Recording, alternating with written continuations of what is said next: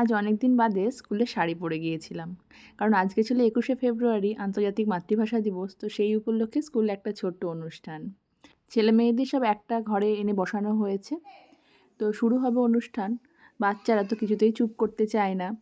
আর আমাদের স্কুলটা যেহেতু একবারে রুরাল এলাকাতে, তো সেক্ষেত্রে নাচ বাচ্চারা শেখেই না, মানে কেউ কথা বলো না, চুপ করে থাকো।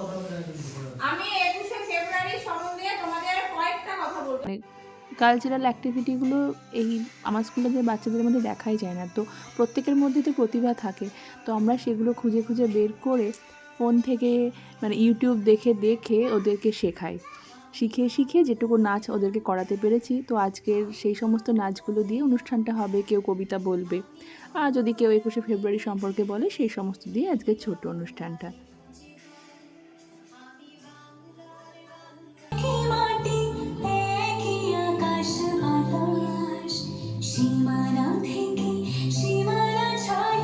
অনুষ্ঠানটা তো ভীষণই ভালো হলো। বেশি গান ইউজ করলে আবার কপিরাইটে হয়তো সমস্যা হতে পারে, আমার এ বিষয়ে সঠিক জানা নেই, সেই জন্য গানটা স্কিপ করেই দিলাম।